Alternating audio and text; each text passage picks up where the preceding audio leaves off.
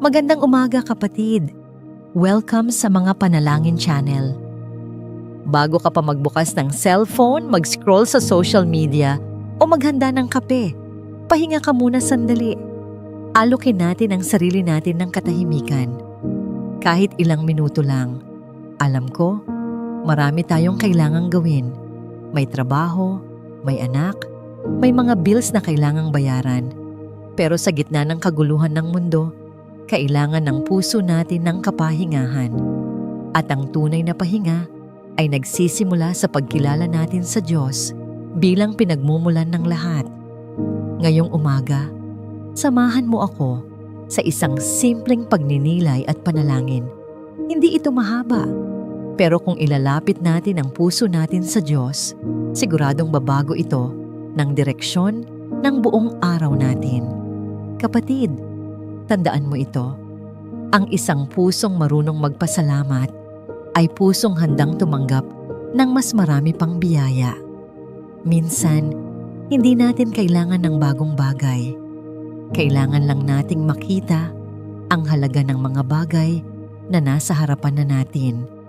At kapag natutunan mong magpasalamat, kahit sa kaunti, makikita mong unti-unti dumadami ang pagpapala. Handa ka na ba? Tara, lumapit tayo kay Lord. Basahin natin ang Juan chapter 6 verse 8 to 11. May isang batang lalaki na may 5 piraso ng tinapay na gawa sa sebada at 2 isda. Ngunit sinabi ni Andres, paano ito makasasapat para sa ganito karaming tao? Pero pansinin mo, hindi agad ipinamahagi ni Jesus ang pagkain.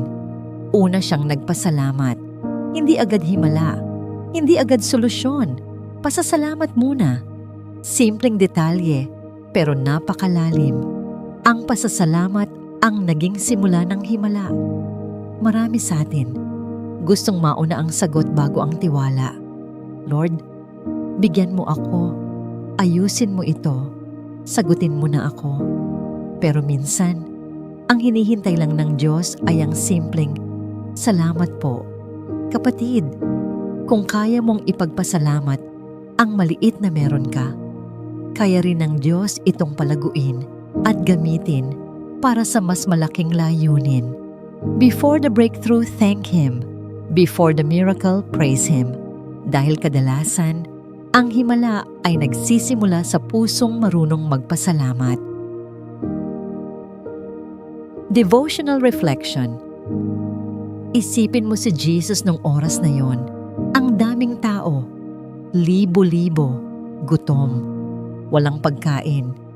Ang meron lang ay 5 tinapay at 2 isda. Pero kahit ganun kakakaunti, tumigil si Jesus, tumingala sa langit, at nagpasalamat. Hindi siya nagpanik, hindi rin siya nagreklamo na, bakit ganito lang ang available? Hindi niya sinabing, bitin to. Nagpasalamat siya. Ganyan din tayo sana kapatid. May mga araw na parang kulang. Minsan kulang ang pera, kulang ang oras, kulang ang lakas. Pero ang paalala ng Panginoon, anak, kung kaya mong ipagpasalamat ang meron ka, kaya kong gawin niyang sapat, kaya kong gawing sobra. Napakaganda nitong prinsipyo. Hindi mo kailangan maging mayaman para magsimula ng pasasalamat. Hindi mo kailangan maging matagumpay bago magpuri.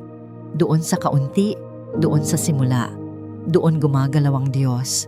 Kapag ang puso mo ay puno ng pasasalamat, mas bukas kang makakita ng kabutihan niya at mas handa kang tanggapin ang himala.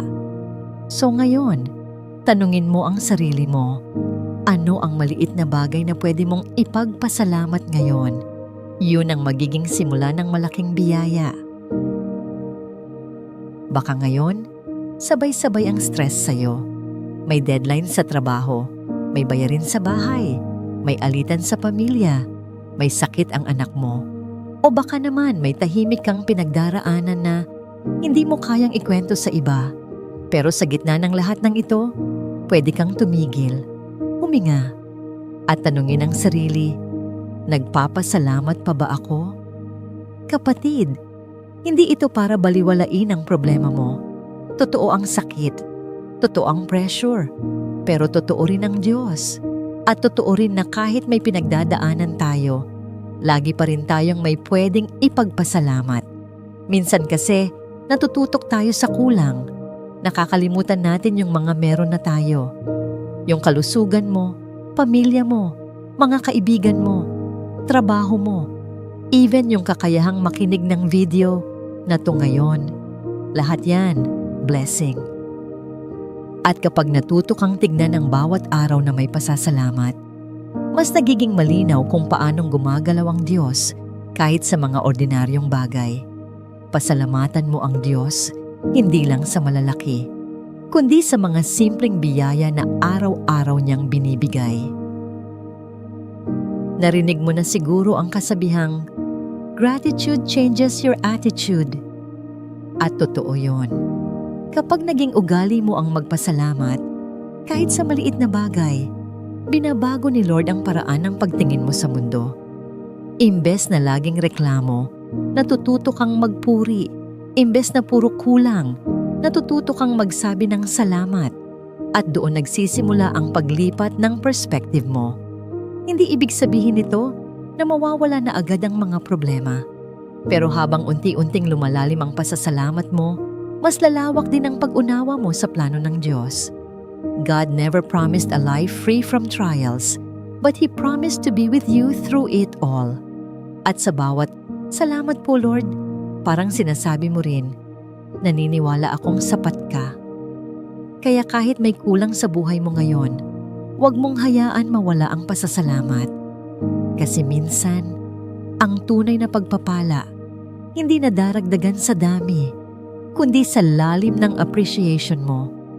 Kapatid, gawin mong habit ang pasasalamat mula sa paggising hanggang sa pagtulog at makikita mo, unti-unting bumabago ang takbo ng araw mo. Tayo'y manalangin. Ama naming nasa langit, salamat po sa panibagong araw na ito. Salamat po sa buhay, sa hininga, sa lakas ng katawan, at sa pagkakataong makalapit muli sa inyo. Lord, bago ko simulan ang lahat ng gawain ngayong araw, gusto ko munang tumigil, hindi para humingi ng kung ano, kundi para magpasalamat. Salamat po sa kape sa mesa. Salamat sa katahimikan ng umaga. Salamat sa mga taong nasa paligid ko, pamilya, kaibigan, katrabaho, at kahit minsan may tampuhan, may pagod, may alitan, salamat pa rin. Dahil sa bawat pagkakataon, tinuturuan mo akong magmahal ng higit sa sarili. Salamat din po kahit sa mga problema, dahil alam kong ginagamit mo ang lahat ng ito para palalimin ang tiwala ko sa iyo. Lord, gaya ng batang nagdala ng tinapay at isda, eto ako. Inaabot ko sa iyo ang meron ako. Kahit maliit, kahit kulang sa paningin ng iba, alam kong sa kamay mo may himala. Gamitin mo ang buhay ko, oras ko, lakas ko, at talento ko. Gabayan mo ako sa bawat hakbang at tulungan akong maging pagpapala sa iba. Salamat po sa pagmamahal mong walang hanggan. Sa pangalan ni Jesus, Amen. Ngayon, kapatid, sandali lang ng katahimikan. Walang cellphone, walang ingay, tahimik lang. Tanungin mo ang sarili mo, ano ang pwede kong ipagpasalamat ngayon? Hindi kailangang malaki o bongga. Minsan, sapat na ang simpleng bagay. Mainit na sabaw, yakap ng anak, mensahe ng kaibigan, o ang katahimikan sa paligid mo. Baka nga ang pasasalamat mo ngayon ay ang hininga. Buhay ka pa. At kahit may pinagdadaanan ka, nariyan pa rin ang Diyos. Sa ganitong sandali, sinasabi natin sa Kanya, Lord, sapat ka na. Kahit kulang ako, hindi ka nagkukulang. At sa pusong tumitigil at nagpapasalamat, doon dumarating ang kapayapaan, yung kalmadong hindi kayang ibigay ng mundo. Kaya sa katahimikan ngayon, sabihin mo ang pasasalamat mo, kahit pabulong, kahit sa isip lang. Naririnig ng Diyos ang pusong marunong magpasalamat. Pagtanggap ng blessings. Sa pagtatapos ng video na ito, kapatid, dalangin ko na pagpalain ka ng Diyos ng higit pa sa inaakala mo. Maranasan mo sana ang kanyang provision, hindi lang sa pera, kundi sa lakas, direksyon, kapayapaan, at kaliwanagan ng isip. Naway bawat hakbang mo ngayong araw ay may liwanag na gabay mula sa Kanya. Ipanalangin ko rin ang proteksyon mo sa biyahe, sa trabaho, sa mahihirap na desisyon. Bigyan ka nawa ng confidence, hindi dahil sa sarili mo, kundi dahil alam mong kasama mo ang Diyos. At higit sa lahat, maramdaman mong hindi ka kailanman iniwan ng Diyos. Tahimik man siyang kumilos, gumagalaw siya para sa'yo. Tandaan mo, kapatid, kapag may pasasalamat, may pagpapala. Ang pusong marunong kumilala sa kabutihan ng Diyos ay handang tumanggap ng higit pa. Kaya ngayon, simulan mo ang araw mo sa pasasalamat at tingnan mo kung paanong dadami ang biyaya sa buhay mo. God bless you always. Kung natouch ka sa panalangin ito, mag-comment ka ng Amen. Hindi lang ito para sa engagement. Ito ay tanda ng pananampalataya.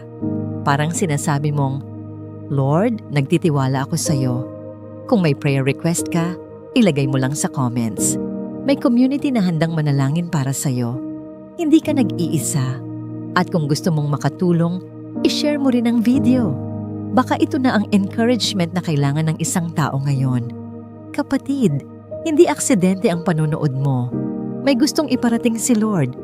Anak, narito ako.